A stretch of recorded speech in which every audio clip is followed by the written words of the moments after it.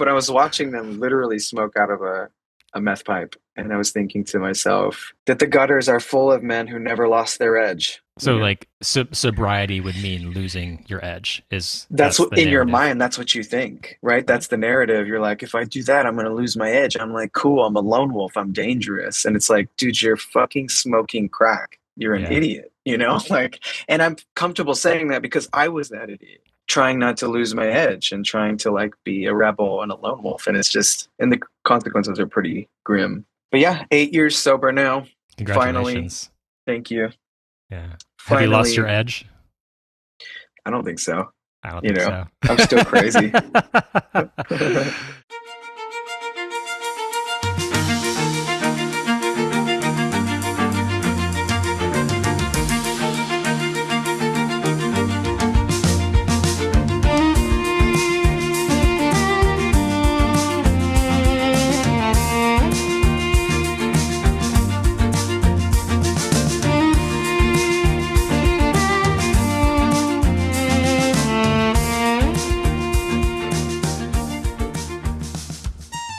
Well, it's another hot day in Hollywood.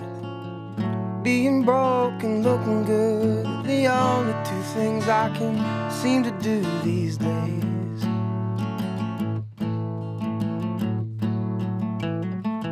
Well, I'm waiting on that private plane that I dreamed about, but it never came, so I'm grounded here with the same old dreams again.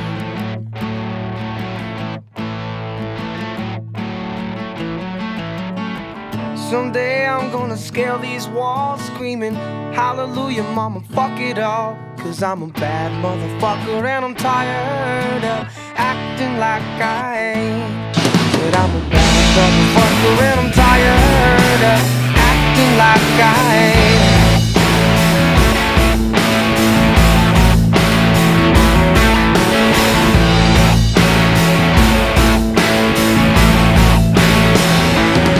All right. Recording is in progress, she says. And bless her for that, Bless her. Just for listeners that can't hear that, that was the robot lady that tells you the recording is in process. She's a, Recording is in process. she's a very nice lady. Yeah, she's nice. Please don't kill me. I know you got to be nice to the AIs now. Who Yeah, knows what's going to happen? yeah. Did you see Oh that man. video of the guy auditioning an AI actor, and then like at the end, it randomly pulls out a gun for no reason? An AI gun, Yeah, hopefully. yeah. Yeah. I Well, mean, it was pretty real looking, but it was all AI. Jesus. Yeah. I don't know what is going to happen. I don't know either. And I kind of feel guilty about it, but I love AI. Like I love like having an incredible search engine, and the voices are getting so like friendly. It's like that movie Her. Mm-hmm. Mm-hmm. It's so good. It's so good. It's crazy. I mean, we're pretty much in that movie now. I mean, you could I know. have that. I mean, some people I think are having Ugh. that kind of relationship with artificial intelligence. It's I crazy. What I love about the search engine aspect of it and the voice is that I Mm-hmm. frequently have things I want to know in the car, Mm-hmm. you know? And I'm like, I guess I'll just have to wait, and then I'll forget because I have ADD, and I'll forget and I'll be like, on to the next thing that I want to know and I'll never know. Like Well, I'm going to school right now. I'm going to you are? LACC, and Oh I wow. have a college writing course, and I have a psychology course and a film history course. And I'll have questions about, like, I'll be thinking about schoolwork, and I'll be like, "Hey, what do you think, or what is the common consensus about this aspect of 1984 by George Orwell?" And then Mm-hmm. she's like, "That's a really good question." That's how Yeah. she starts every time. It's a That's really good. that's a really good That's question, and you're that's a so smart for fascinating thinking question. of it. Yeah. Yeah. Yeah. It's a little Yep. sycophantic still, but Yeah. yeah, I don't mind it. Yeah. I can use a little ego boost from time to time. Yeah. You'd think like the fella who wrote Bad Motherfucker would be like, a little bit Uh-huh. more, but maybe not. Maybe that's in it. It's I guess if you're smart and you're reading between the lines, the point of the whole song is that this guy does not feel that great about himself. That's Yeah. sort of the whole point of the song, you know. Yeah. Is so struggling with self-confidence, but Hmm. I've been going to therapy as well, Okay.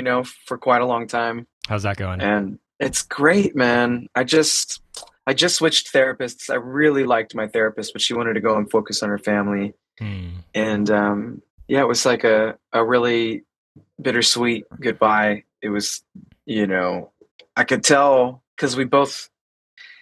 It was a very like intense last couple of sessions because I dealt with something right at the end there, wherein the medications I take to stabilize my mood and stuff Hmm. interacted with something else I took and sent me into like a really, really intense manic episode with elements of transient psychosis. Wow. Yeah, and so my poor therapist, when what was supposed to be our last session, which I figured was going to be like a sort of non-clinical, like, you know what is so great. And listen, where are you from? Yeah. like a more just like chit chat thing where Hmm. we say goodbye to each other and I thank her. But instead, I was like really suffering, and I was like, I don't know if this is reality, and then and she had to sort of talk me down, and then she was like, listen, I'm going to schedule another appointment with you tomorrow. And Hmm. the next day I was still sort of in it, but a bit better, And Yeah. then she scheduled even another one with me. So it was a tough ending, but it was so helpful. It was like such a great period of introspection and really digging in and doing some work and just being vulnerable and honest Yeah. and stuff like that. So, man, that episode of psychiatric crisis was really scary because, I thought that I was losing my mind for real, Wow. and just to give you a little context, I was diagnosed bipolar at the beginning of this year, and I've Okay. always kind of known you're not supposed to diagnose yourself, Yeah. you know, and something I've struggled with my entire life, but now I have like the ability to sort of deal and be stabilized through science, Hmm. Hmm. medical science, Yeah. and it's been really, really helpful. But those episodes of mania in the past, without any help and without any, with no therapy and no psychiatric help, I just put your chin down and just keep swinging, and Yeah. um, and it really sucked. But it was, in hindsight, it's something I'm sort of proud of. I was able to get myself through what felt like, me losing my mind. You know, And you were still performing through all of this, right? yeah, How did that work?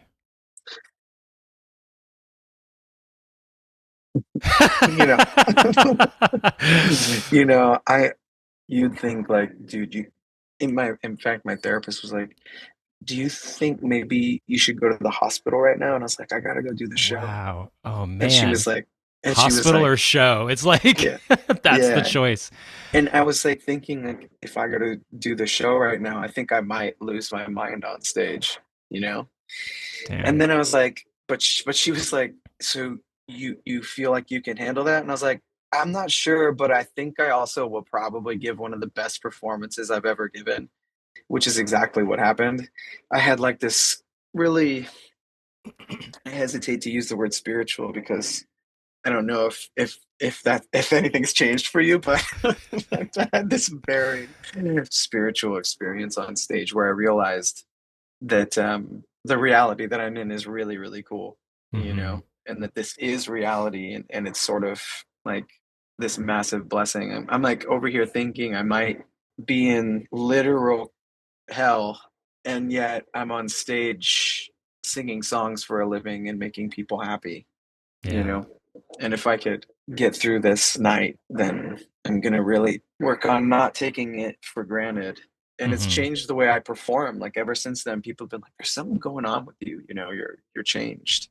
And it's Yeah. just because I realized like there's like a self-hatred mechanism at play constantly, or was, Yeah. and I'm just like, I don't need to do that anymore. Like I've already like learned those lessons. I've already experienced that level of like depression and anxiety and stuff. Like I've learned those lessons. I don't have to put myself through this anymore. I could really just like appreciate the fact that this is what I do, and I get to, and I'm lucky Hmm. to get to, and that I've worked really hard on it, and people pay me decent money to do it, and so I must be pretty good, you know. And a lot of people come Yeah. up after the show and say you're really good. So what's the point? It's like a waste of mental energy.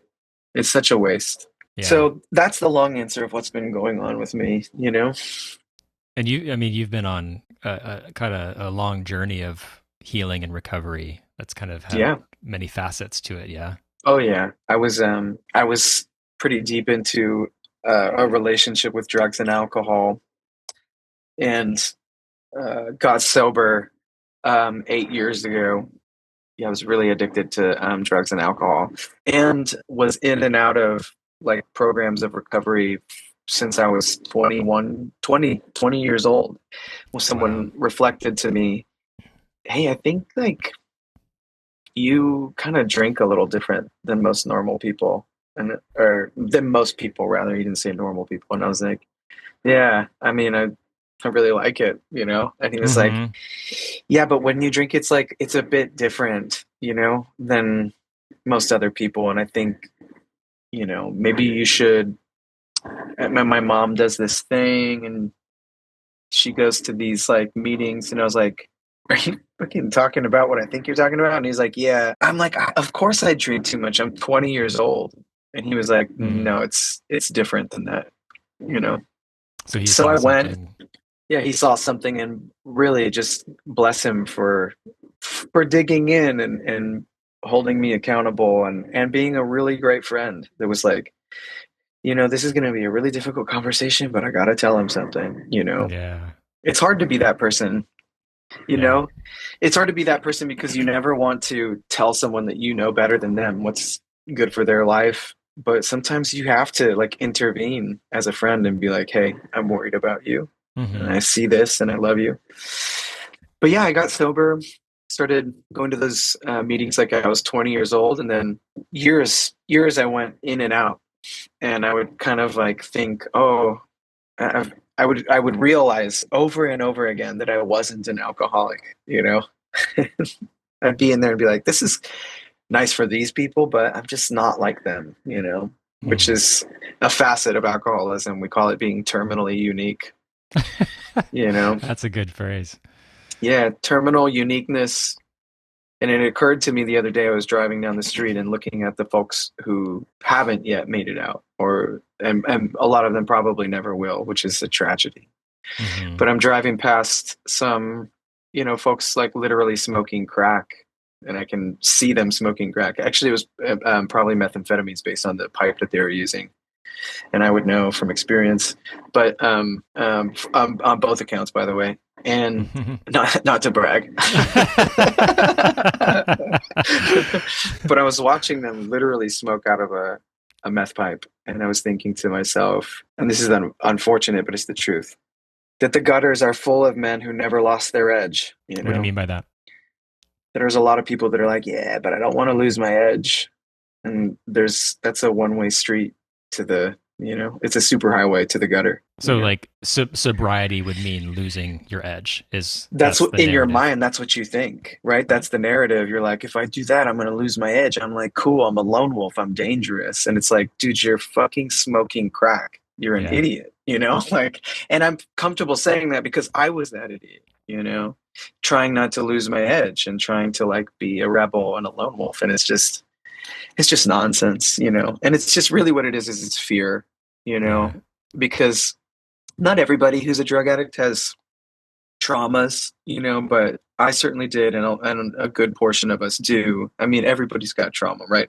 Yeah. But our particular brand of it is alcoholics and drug addicts motivates us to try to seek, you know, instant gratification and not be able to, like, if it's a button that makes you feel good, we would just press it forever, you know. If there Yeah. were no consequences, we would have just kept pushing the button.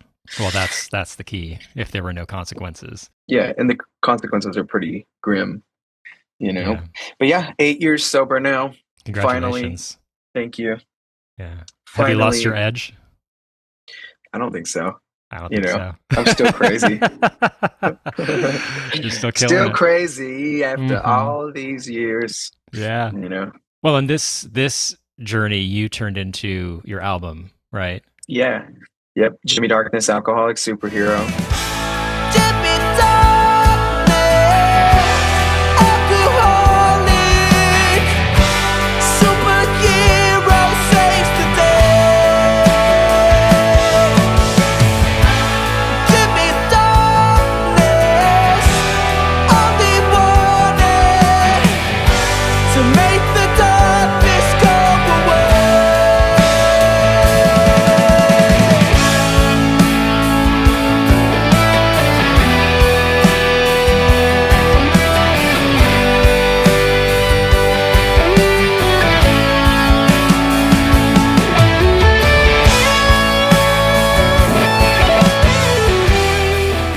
Which is coming out in 3 days. I'm really excited about that. Well, by Is the today time the this comes 21st? out, today's the I don't even know. Yeah, it's the 21st. But All by right, the by time the this time comes this come out, out, it'll be it'll out. be out. Yeah. Yeah.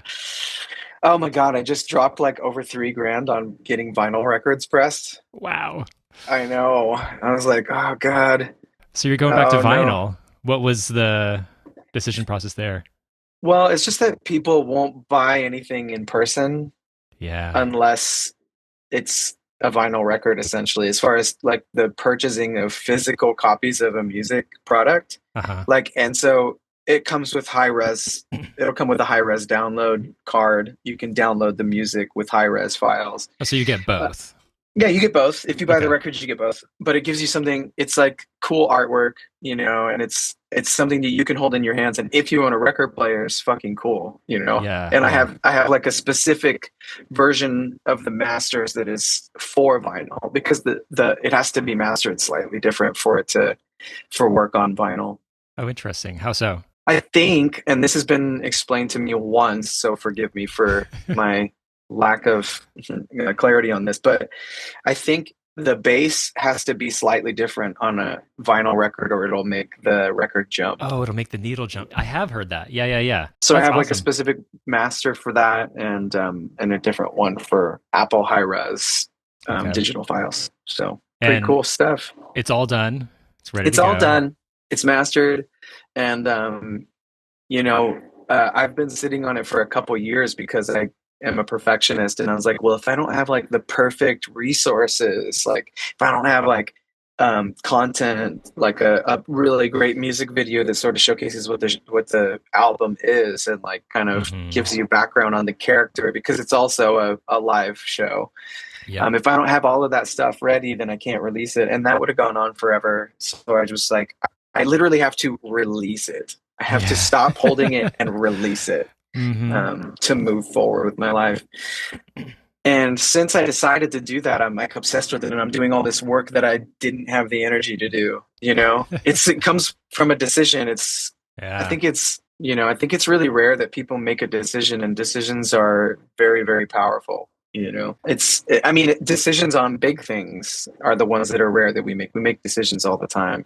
What we're going to Yeah. have for breakfast, what kind of coffee we're going to buy at the grocery store, whatever, Hmm. which gas station we're going to stop at. But like the big decisions, those are like, if you decided today that you were going to become an actor and act in films instead of what you're doing, Hmm. you would be able to do it because you decided, you know, if you actually decided, that's what I'm going to do. So who is Jimmy Darkness? Jimmy Darkness is the former me, and Jimmy Darkness is a superhero, but his superpower comes from drinking alcohol. If he doesn't drink, he doesn't have the power. And his power is that he knows Bruce Lee level kung fu. And he drinks alcohol and he goes out and fights crime with his kung fu superpowers. Hmm. But because his power comes from alcohol, it's got all these consequences in his personal life and his health and his sanity. It's all on the line. And throughout the course of the live show, the album is just the music, right? It's just the story told through the songs. And it doesn't have some of the songs that are in the live show because this concept album sort of lives in a slightly different universe. But the live show in the live show, the main conceit of the show is that you are watching from God's perspective as an audience member, and he's talking directly to you, even though he doesn't believe in you. And it doesn't necessarily matter whether or not God exists. It's not even really an issue in the show. The issue is that he's been told that he has to start praying, and he doesn't believe in God. So he's just sort of like standing on the stage and being like, you don't exist. Why would I talk to you? Or if you do exist, then don't you know everything I'm going to say before I say it anyway? So why would I talk to you? Again, it doesn't make any sense, you know? And then like throughout the course of the piece, you realize like that he is really sort of a disappointed agnostic. It's not that he doesn't believe, it's more that he's certain that if there is a God, that God hates him, you know? You know, that's sort of the breadth of it. And it starts out quite funny, and then it gets really dark. When I performed it last, it was really cool to have access to an LED screen, because my ultimate goal is that during the show, there would be a really massive projection wall that the band would be in front of. And it would basically show all of the set pieces on this projection wall during his monologues and stuff. And then during the songs, it would be comic book style animation that shows what's happening in Jimmy's world. And we're privy to what's happening in Jimmy's world because we're watching from God's perspective, you know? Did you feel like drinking gave you a superpower? It gave me the power to feel okay. Yeah. Which was not really accessible to me, especially in social situations, unless I was drinking. And I had to learn to deal with massive social anxiety after the fact. But getting through it and being on the other side of it, I don't deal with it anymore, you know, because I learned to deal with it for real instead of just drinking and masking it, you know? Yeah. But yeah, it gave me the power to feel okay, you know, which was invaluable. It was like, it worked for a long time until it didn't, you know? I felt okay until the morning came around, and then it, you know, wasn't feeling so good, not so hot. Did you notice a change in your music when you got sober? Yeah, at first for sure. But now less so. I now was worried that there was going to be a change, you know? Yeah. It's really that I've changed, essentially. But the music, it's like my creativity didn't dry up, that's for sure. My work ethic is like through the roof in comparison now. The depth of the questions I'm asking with my art is considerably deeper. The depth is deeper. I couldn't figure out a way to say it. It works. There's more depth. This is coming from the guy who's taking college writing. It's working. We had to read 1984, and I'm taking psychology, and I felt like I was losing my mind the other day, which I think is like a cocktail for a pretty serious, you know, psychiatric crisis. Yeah. You know. Yeah. So how do you deal with like the hard days now? Well, they're fewer and further between, but you know, I'm married, you know, like Congrats. My wife and I can just hang out with our cat and watch a movie, you know. A lot of times the hard days are days when you don't feel good, but you have to go to work. But it's only the moment before you have to go. Then when you get there, it's like everything's better because you're just like, you're staying busy, you're doing something productive. You know, it's those days when you're feeling down right before you have to go and do something that you're not sure if you can do. And then you do it, and then you won't. And I mean, it's on a long enough timeline, I've realized everything always works out and always has worked out. And then someday I'm going to die, and that'll be the end of it, you know? And in the meantime, I'm just trying to like not take for granted the fact that this statistically impossible thing is happening, you know? It's nonsense. Like, why do we exist, like, at all? Like, why is there anything, you know? Right. Like, you know what I mean? Like, why That's is it the question? I have no idea. You know, it's when I think about like when I first met you, it was when you auditioned for the record. Do you remember this? You remember your audition? Oh yeah, I remember quite clearly. It was like you and your guitar in my memory, what feels like a closet. Like, were we in like some tiny office or something? It was a very odd tiny space. room upstairs at the Rockwell. Oh yeah. That's what it was. And I mean, I just remember like you made such an impression because you were so real and Mm, honest and electrifying in what you presented, but there was no sense of ego.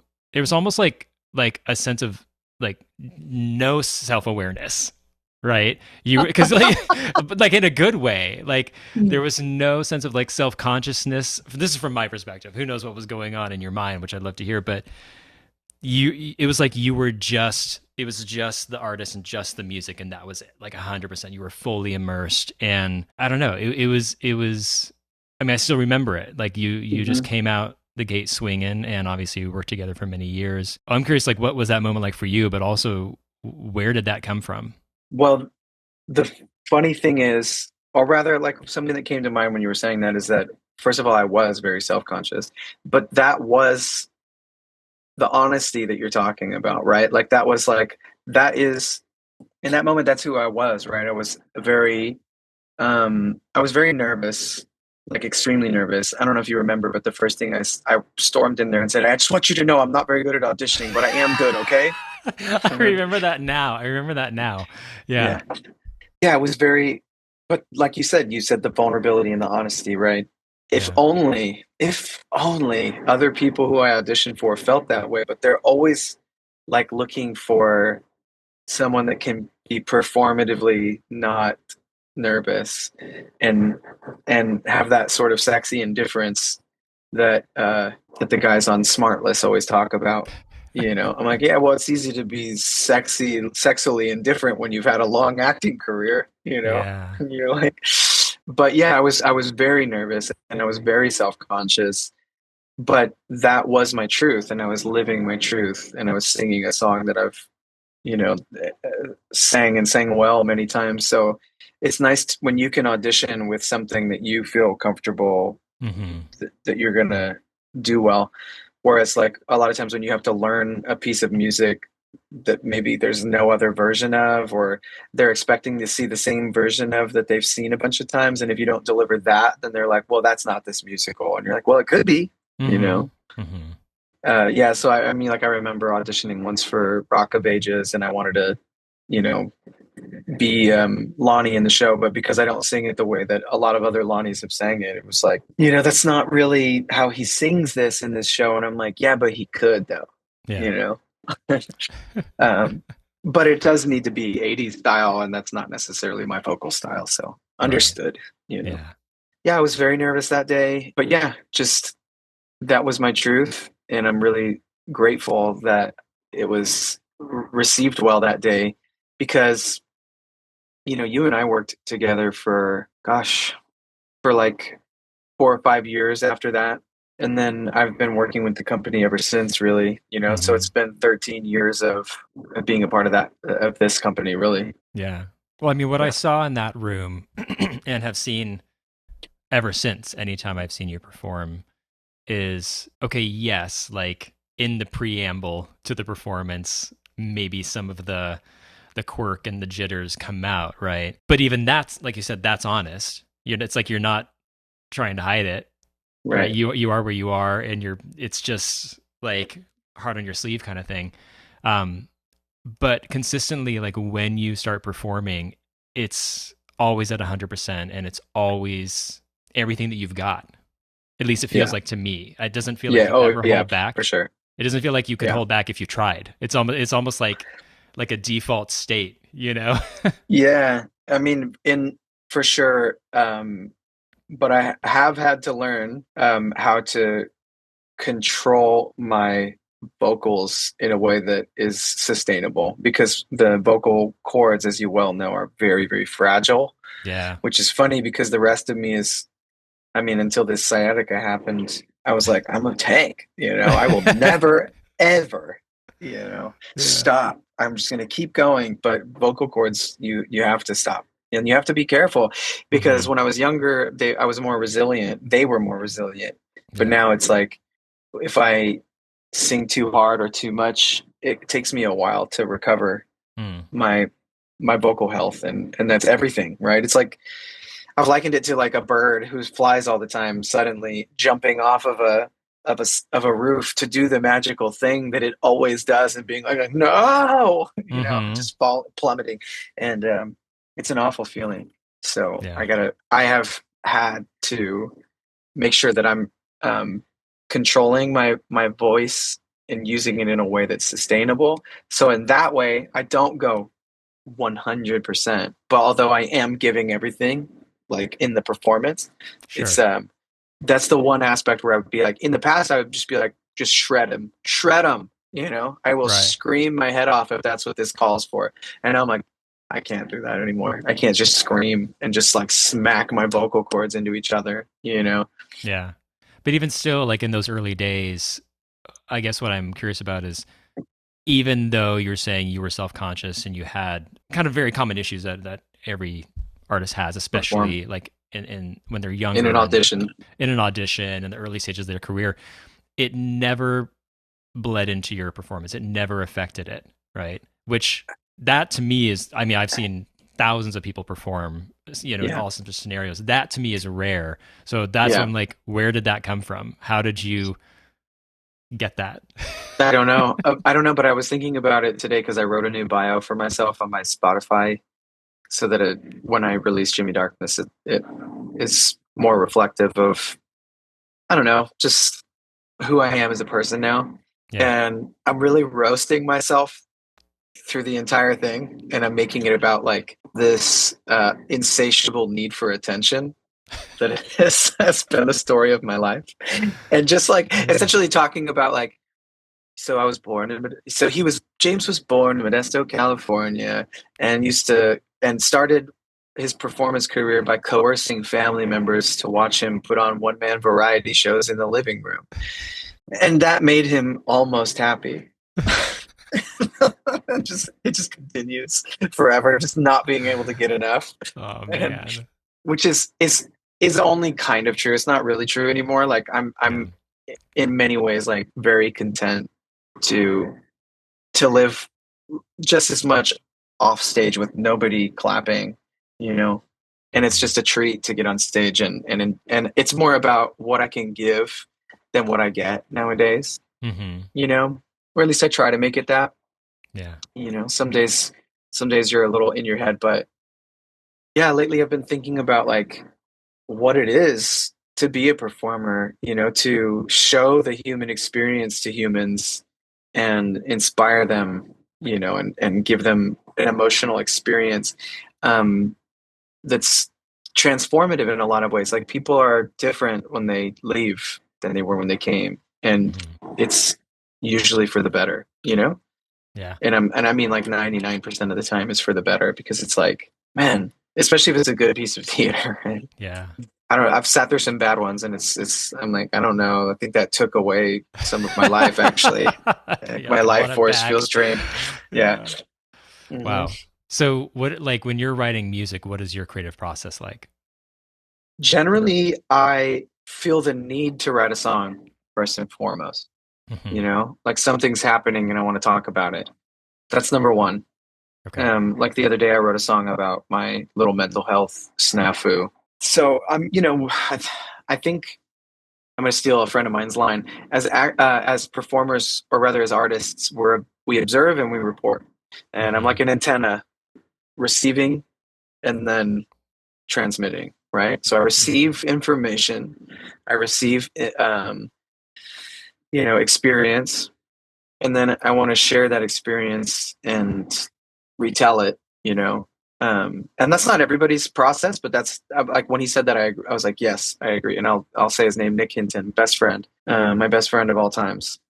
Yeah. So I've accumulated all of this experience, and now I'm having like a moment where I'm like, it's affecting me. It's like, it's on my mind. It may be troubling me. I may be elated, just like feeling a lot. And like a musical, the necessary thing to do is to break into song, And so then I pick up my guitar and I start trying to find chords that feel like what I'm trying to say. And then I start thinking about what I want to say, and then I start putting the words down, and there's a lot of crossing out and retrying and going, oh, that's not quite rhythmically it, and oh, those words don't really go here, or that's not quite how I wanted to say it. But what's funny is that a lot of times it sort of feels like it's just happening, and then other times it feels really difficult and like I'm having to really rewrite a lot and re-edit and like, or even just be like, ugh, this is trash, What do you think that is? Like, why is it difficult in those moments? Why? I don't know. I think the muse visits you, and if you're ready to receive the inspiration, then you can receive it. And if you're like not in the right headspace to receive it, the muse is like, well, ta-ta, not today. And you're like, oh no, come back. Yeah. And then sometimes it doesn't for a while, which can be really frustrating.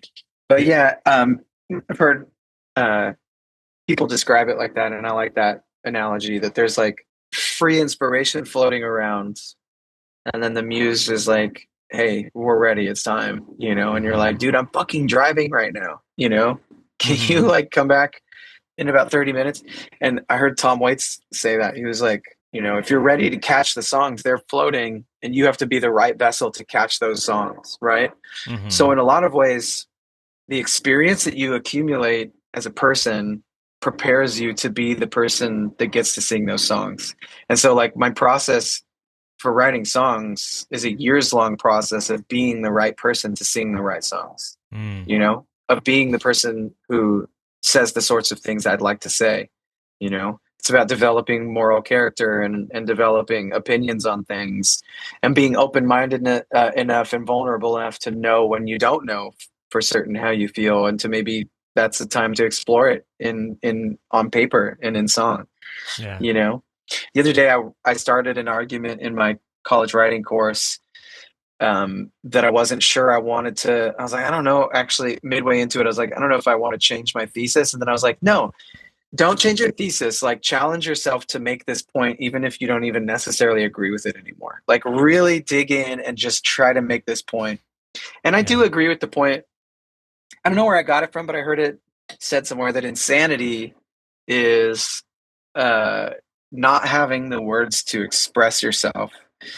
And I don't know if I really heard that or if I heard that in a dream, but I really latched onto that idea.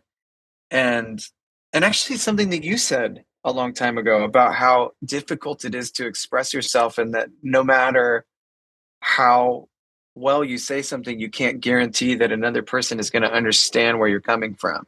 Yeah. And so in a sense, you've already agreed with me. I See do. how good I am? Yeah, you've won me over.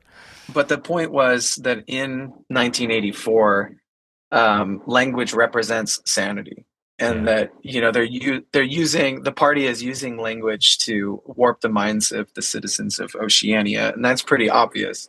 But like, we see Winston at the beginning of the book talk about what it is to write in a diary for him, and how it says, like, right after he begins writing, he realized now that he had breached, like, he had made he couldn't go back. He had made it had changed him to write. It was something that he'd never really had the wherewithal or the courage to do, because they're always watching you. But he writes in a diary in handwriting, and at first it's sort of gobbledygook, and he's just parroting party slogans because he's sort of been turned into this insane toy with a drawstring. It's like, war is peace, those other party slogans, like, what is it? Love is hate. Love is hate, love. And I guess what they're warping the minds of the people through language, and so language is sort of the cornerstone of human sanity, because without language, we would not have developed the society that we developed, because there would be no way to share information. There would be no way to collaborate in a big way on creating technology that helps us, navigate. Although I think we're getting a little silly with our technology now.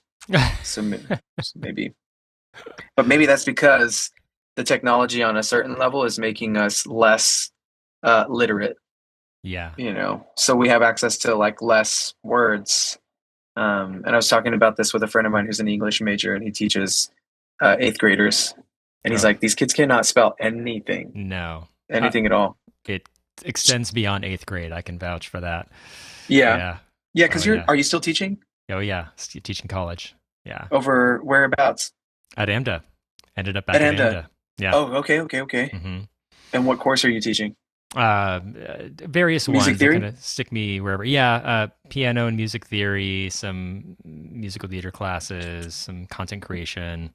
Just random music and musical theater stuff. But yeah, it's there's definitely. I mean, I've been teaching for a long time. There's definitely been a change I've noticed Yeah. in just what like the skills and the knowledge sets that the students are coming in with. And I've never taught anything below college, so I don't know what is happening in Hmm. the front lines of elementary, Education. grade school, high school education, Hmm. but something has shifted for sure. Yeah, I Yeah. think we're given participation trophies is what's happening. Yeah. I mean, like educational ones. I don't, Yeah. you No, I know, agree.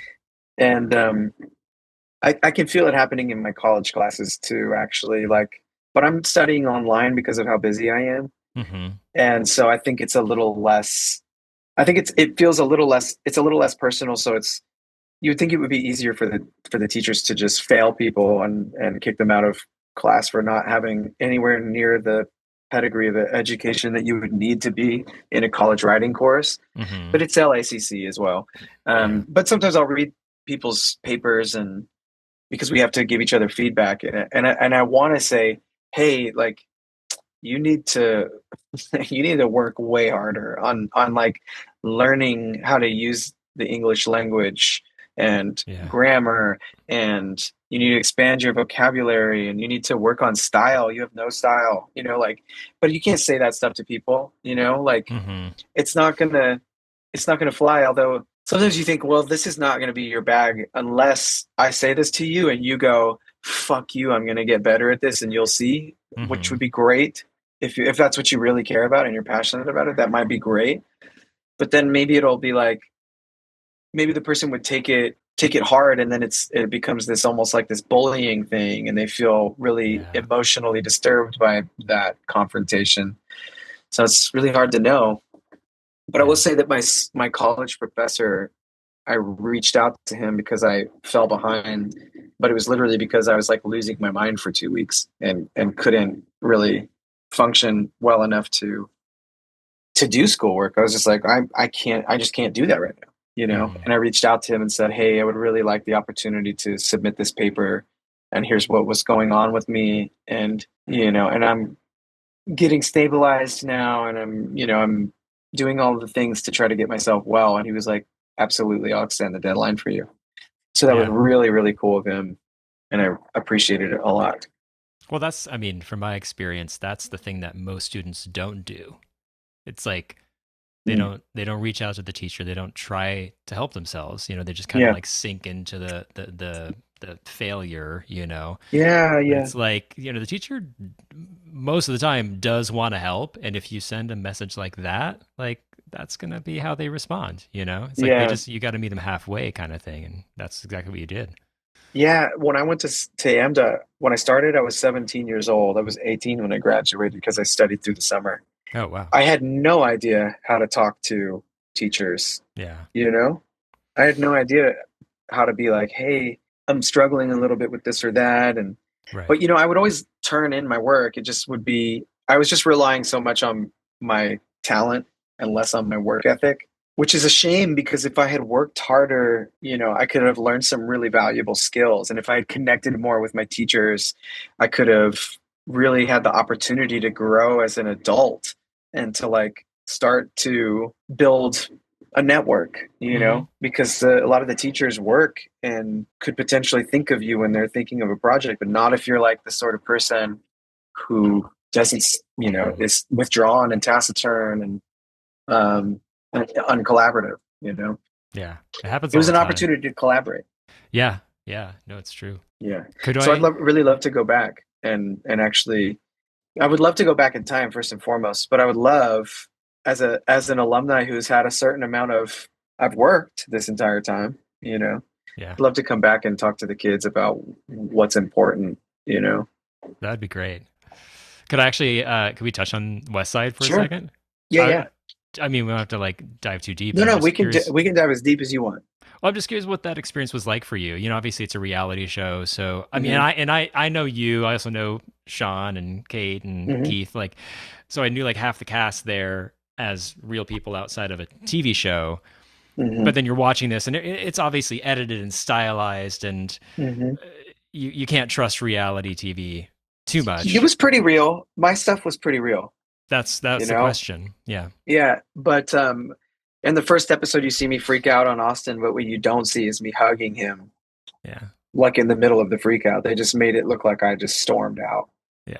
But actually, I was like, "Hey, listen, can I do something real quick?" And I walked up to him and I gave him a hug, and I was like, "I'm sorry, I shouldn't. What you did was really compelling." And what I wanted to say in that moment was not, "Hey, this isn't cool." I was just like, my adrenaline spiked. Hmm. What I wanted to say was, it's incredible what you did. It's like a really touching moment, and it's cool that you're able to think of a way to get yourself there, but you'll never be able to do that again. And if you want to create theater, you have to create sustainably recreatable moments, And so if Yeah. we're trying to create a piece of theater, I would encourage you to start thinking about technique, to Hmm. think about acting technique, because it was incredible watching you do that, but you'll never be able to do it again like that. You'll be able Yeah. to do it again, maybe if you have like really good sense memory acting skills, but I doubt it. And he ended up that kid ended up sort of shooting himself in the foot with his behavior on the show and stuff, Yeah. It was which is a unfortunate. real shame. I met with him the next day too, and we filmed it, and they didn't use that either. Where I was Hmm. like, yeah, I think in that moment, I reacted that way partly because I was jealous of how great what you did was, and they didn't include that in the show, which I think is a shame.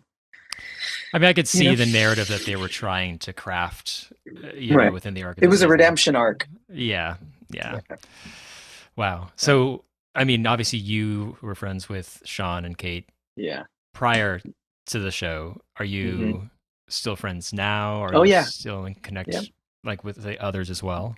Yeah. And Caitlin and I have, we dated before the show happened, like, and then broke up and yada yada. But now I'm friends with her and her partner Chris, Hmm. and we've all, like, the three of us have gone to dinner, like Nice. we're like really good friends, me and Kate.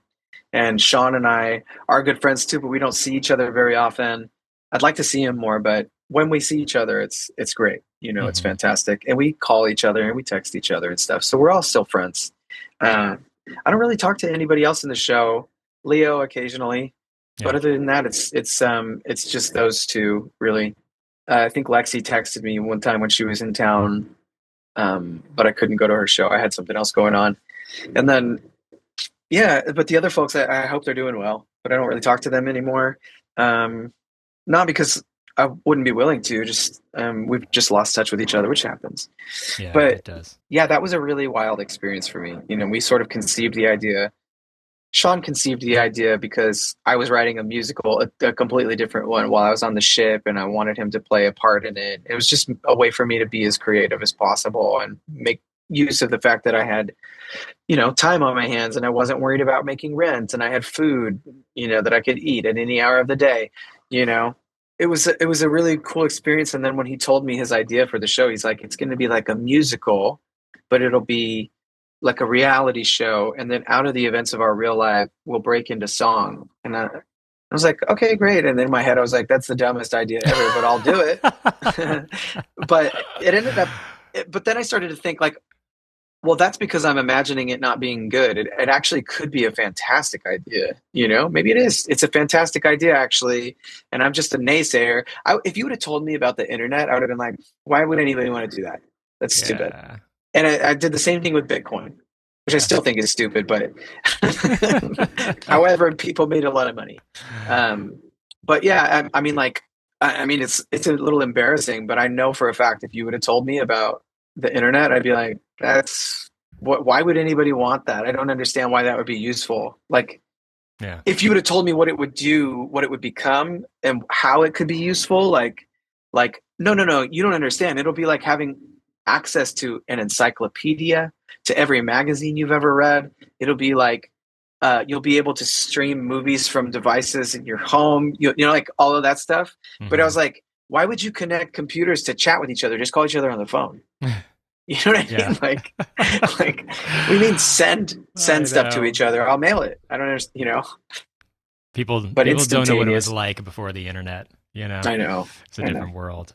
But I think what's so valuable about Westside is it's just because it's so real. Like that. This is what it's like to be an up and coming, striving musician, Yeah. artist in LA or just Yeah. anywhere really. But like it really showed all of the facets of it in a very honest, yes, contrived, but still honest way. It was honest for sure. Yeah. I mean, Sean's wedding was on there, you Yeah. know? You get to see the last night of my drinking. I got sober the next day after episode 3 when you see me drinking at Sean's wedding. I got sober the next day. So that was real. That was the moment when you started your sober journey? Mm-hmm. Well, that was the moment that I thought I was going to die of liver cancer. Wow. Yeah. Yeah. But I got sober that next day. It was actually a really interesting moment. I kind of knew, you know, like, okay, something's not right. Something's not normal. But I'm sitting there high on cocaine and I'm drunk as hell. And I'm talking to the cameraman about how I think it would be a great idea for me to run for president someday. And he was like, he's like, ha ha ha. And he pulls the camera down. He's like, hey, dude, this isn't going to work. You can't do this anymore. And I was like, what are you talking about? It's just going great. And he's like, no, you're going to have to get sober, man. This is not working. You know, you're going to die or something, or, you know, just fuck off your career. And I was like, okay. And then like I left Sean's wedding and went to my bar, my favorite bar, and continued to drink and do cocaine with strangers. And then went to a stranger's house, woke up in an Uber on the way home, fell down face first on my floor. And my fiance at the time, it didn't work out with her. And I'm sure we can all understand why. But she was like standing over me crying because I'd done it so many days in a row. You know, and she was like, James, I'm scared, you know. It was like an awful time, but it ended up being one of the best things that's ever happened to me, you know. But, you know, that time in my life was so thrilling because it felt like this is it. I've made it, which to me was like all I ever wanted was for me to be able to play shows and people to show up at them. That's it. Yeah. That's all I wanted. Is just play shows and have people show up without me having to beg them so that I could make a living playing my music live. Really, you know, that's what I want to do is just show up with my guitar, play a show and have people listen. And, you know, it's tough when I know for a fact that what I'm doing is good, you know, like I'm good. I'm a great artist, you know, and it's troubling to play a show where people are talking the whole time and they're getting drunk and they're not listening. And that's partly because the venue is really a social environment for them and not a place where they came to listen to the artist that's playing. And that's really endemic of the Los Angeles area. But there are certain rooms that are like more listening rooms than not. And it's like, you know, you just find those rooms and you kind of play there instead. Like Hotel Cafe was great for that. I guess they're moving, which is pretty wild. But Collects Woodshed is another one. Genghis Cohen, I don't know if it's still there, but that was a good listening room. And theaters are good listening rooms because there's just something about a theater that makes you like, it's just the environment, right? It's not a bar. A bar is a social environment. But when you play these bars around here because you think that that's what you're supposed to do, it can break your heart a little bit because these people you're like pouring your heart out. And these people are just like chatting about whatever. And it's not their fault. That's what they didn't come to listen to you. They came to drink and chat with each other. And it's not their fault. Yeah. but yeah, it can be tough. And so I thought that finally I was going to be able to play shows and not have to beg people to come, and that I was going to be on track to start making good money playing my music. And the show came out and it didn't do that well. But Mm-hmm. everybody in my life was like, "You made it. You made it. This is it. You guys fucking made it." And we were on billboards in Times Square. And Mm-hmm. we were on billboards all over Los Angeles and all over the bus stops. And there was a billboard in Nashville, and like it was like we did it, you know. And that was thrilling. And then the show came out and it didn't do well on the platform and it was all over pretty quick. Um, but I was really, really heartbroken at the time because I was like, I thought it was now. Mm-hmm. But it was such a cool experience. Yeah. And I haven't stopped performing. I certainly haven't stopped being an artist. Yeah. And I've really made peace with I do it for a living. It's what I do. So I'm doing it. Yeah. And that's what's happening. So it's like so many people don't get to say that. And it is tough. I just recently took a job for a little while to make extra money and to get me through a slow time, which is what you do. You have to subsidize yourself. It's fine. Mm-hmm. So I took this gig working at a drug rehab, I'm also passionate about, helping people to recover. And I was working 40 hours a week there, trying to be creative in the downtime. And just like, it's hard. It's hard to work that much and come Yeah. home and be creative. It's really tough. Well, So God bless the people that are doing it. It's tough. yeah, and you're not just doing that, you're also you run the Rolling Sober, right? Did you I found that? Yes, I founded a men's sober jiu-jitsu club. Wow. I've been doing jiu-jitsu now for 7 years, like a year less than my recovery, so it's easy for me to remember. Okay. And I've got a brown belt now, which is the one before the black belt. And they say that a brown belt is like a black belt that's refining their game, just tightening things up. But I haven't been able to do a lot of jiu-jitsu this year because of how busy I was, and then the sciatica Mm-hmm. has kind of put a pause on everything. But yeah, man, I'm really, really excited to get back on the mat and start doing jiu-jitsu again. But yeah, Rolling Sober is a men's sober jiu-jitsu club. It happens on Sunday mornings in Pasadena at the Legacy in Pasadena, which is the jiu-jitsu gym I've been going to this whole time. Mm-hmm. Apart from the year that I was in North Carolina, I was training at my friend's gym there called Speakeasy. Just wanted to shout out my buddy Colton at Speakeasy in North Carolina. So if you're ever going through Asheville and you do jiu-jitsu, you can stop there and do some jiu-jitsu. But yeah, I started this thing because I was like, there's got to be other sober guys that also do this. And Mm-hmm. what a way to like introduce new sober guys, because it's been so instrumental, so concurrent and supplemental to my recovery journey, because it gives you structure, community. Actually, number one for me is community, and then 100%. structure, and then challenge and discipline. Like you got to go when you don't feel like going, and you're going to lose, and it's going to frustrate you. And you have to, like, that whole first year, you're just getting smashed. And you're getting tied in knots that whole first year. Yeah. And it feels like magic. You're like, how the hell are they doing this? Mm-hmm. But yeah, I love it. And I wanted to give that gift to other people in recovery. And I'd like to start a co-ed group too. I just know that it would be for guys who are newly sober and haven't done jiu-jitsu, there's all this complication that arises because you are like literally on each other, like wrapped up in each other, Mm-hmm. And I don't know, like, I just didn't want that complication involved. And so I would love to meet like a female who's sober, who wants to start our own chapter of Rolling Sober, and kind of give her the playbook and just turn her loose and say, Godspeed. But yeah, that's on the horizon at some point. That's awesome. Is there a common thread between the men that you work with at Rolling Sober? There's a commonality between all of them? Yeah, I mean, we have a lot in common as addicts and alcoholics, first and foremost. And then anybody who sticks around after coming to the first Rolling Sober, we all have this quirk.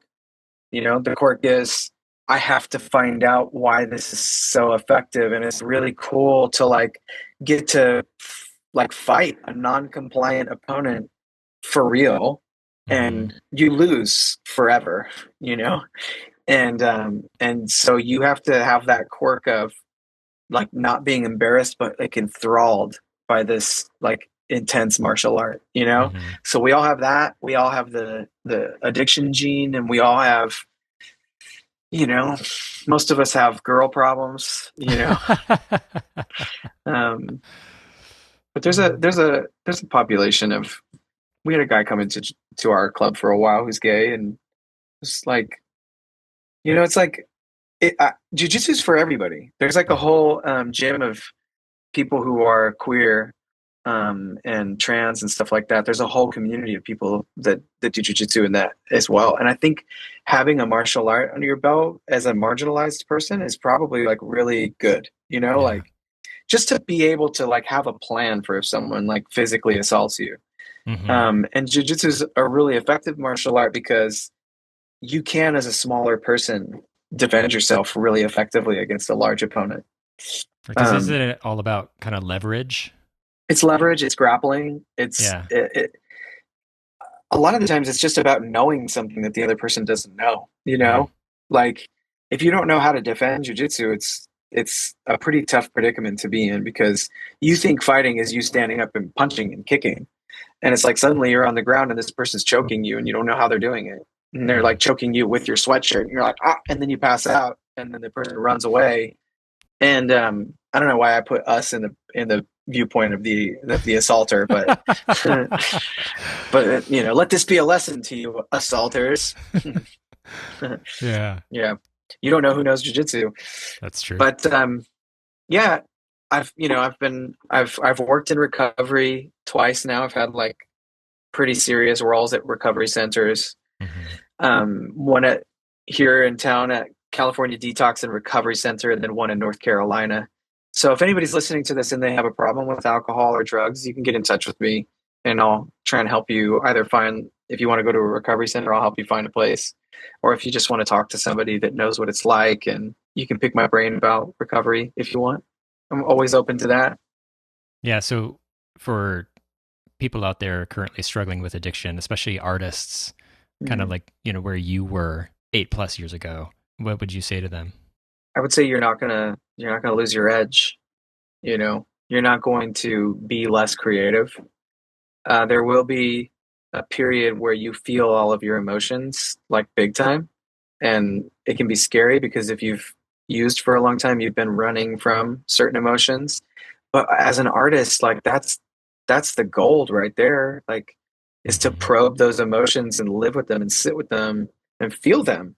You know, like if you're not feeling your emotions, like you're cutting yourself off from the truth of your being in such a way that could only hinder your ability to be truthful and creative and vulnerable, which is what art is really important for. Yeah. There are people that make art that's essentially like, you know, Dadaism and, you know, really abstract and cool and bizarre, but in a way that's a way of just expressing the craziness of the truthful craziness of your own brain, you know, that like there's a place for all of it, but having sobriety, having clarity and homeostasis to operate from, you know, not that my emotions don't do this, you know, as we all know at this point, I'm on a freaking mood stabilizer and now an antipsychotic, which is fucking crazy. But you know, it is what it is. But yeah, I would say, you know, you're not going to lose your edge. You're not going to lose your creativity. You will learn how to get on stage and in a sustainable way feel, you know, like you belong up there and not so anxious. Like it's all for the best. And I'll say this, nobody's life ever got worse from getting sober. So, you know, you can do the math. That means your life's going to get better. You know, it's going to get better. You're thinking like, oh God, how am I ever going to, I mean, I was thinking, how am I ever going to hook up with anybody ever again? Right. You know, because it was always involved with some sort of drug or alcohol for me and the other person, you know? And when you get sober, you're like, actually, I don't want to hook up with those people anymore, number one. And then you have these incredible interactions. Like interactions are so much better. They're so much more present and so much more meaningful. And not to say that you can't, like as a consenting adult who's sober, like have less meaningful interactions with people still. It's like it's all on nothing's off the table. The only thing that's off the table is using or drinking. You gain. I'll quote my friend Jeremy Stalls. Jeremy says, by admitting powerlessness over this one tiny aspect of existence, I gain access to everything else. If I admit powerlessness over this one aspect of my life, I gain access to infinite power.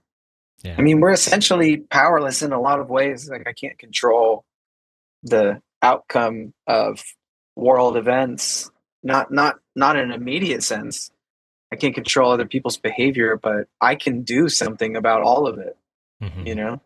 I just hope that I have the serenity to accept the things I cannot change and the wisdom to know which ones I can. Mm-hmm. Wow. Well, Jimi Darkness is coming out imminently.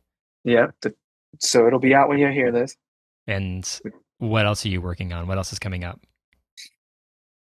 Chasing down that black belt. I'm working on a Christmas show at the Cinevita, which is the incredible Spiegel tent or mirror tent, where we're performing all of the FTR shows nowadays. And that's out at the SoFi Stadium in glorious fashion in one of the lots there. And it's this huge, like almost kind of a circus tent structure with mirrors, like hand-carved mirrors, and every surface is handmade.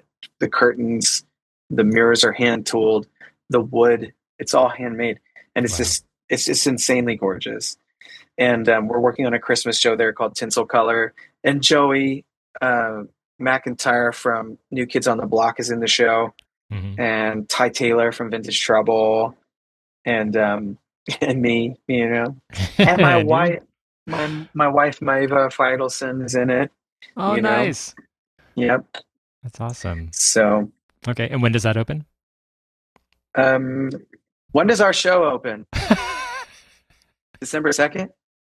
December 2nd. I knew it was December 2nd. I was just like, I started second guessing. So. Is that your wife? No, it's Shane. Oh, it's Shane. Okay. Yeah. Nice. Wow. Well, I'm looking forward to all of that, especially the album, because there are 3 tracks out right now, right? Yeah. Yeah. I listened to those 3. It's right great. On. I'm so excited. Right on. Is there anything else that we missed, or are there any like questions you wish people would ask you? I mean, I can't think of anything. I'll probably think of something later on and kick myself in the nuts. No, but I have a cat. I think that's pretty important. I love cats. Me too. I am so in love with this creature. She's 7 years old, and we adopted her, a few months ago, and she was so scared at first and just probably heartbroken, I can imagine, and she was so scared, and now she's like our little princess, and, I just fucking love this cat so much. I can't get over it. Wow. And, is it, your podcast is video, or is it only audio? It's both. It's both. Okay. So if you're listening to the audio version of this, I have a really great mustache right now. That's what else is going on. I dyed it. I used Just for Men to make it just a little bit more dark because it looks great. Because my hair is darker than the mustache. Not anymore, baby. Well, you look great. Thank you. How do people get in contact with you for Rolling Sober? You can hit me up on Instagram. It's at James Byous, and my last name is spelled Byous, as in bring your own ukulele strings. Okay, perfect. And then what about for music? Where do people find you? You can find me on Apple Music, same spelling of my name, and that's it. And then Spotify, and basically anywhere else music is streamed. And you can also find my stuff on Bandcamp, and you can, which is really great for me, because if you purchase the record, I get that money, and I get more of it than I do if you get it on one of those other streaming services. Okay. But stream the music. I'd rather you listen to it than not, so it doesn't really matter in the end. Just listen to it and share it with your friends.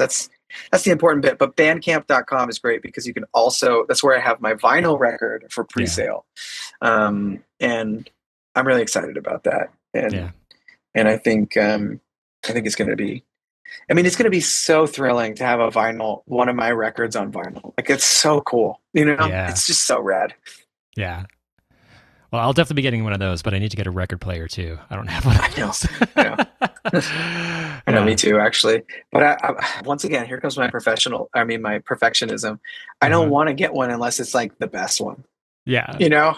Well, I mean, if you're gonna do it, like, why not? It's like, 'cause it's so vintage and it's so nostalgic and like, unique nowadays. It's like, like, get a nice one. No, I do. I really want a nice record player and like a 2-channel stereo setup. Just old school, like with a decent needle and nice like clips, speakers or something. That's what I'm holding out for. Wow. Awesome. Well, thank you so much for talking with me today. It's so good to see you. Thank you. Thank you for asking. Thank you so much. Thank you for having me, buddy. Yeah. Are we hanging up right now, or are we going to have like a private conversation? Well, I'm just going to hit stop record. Okay.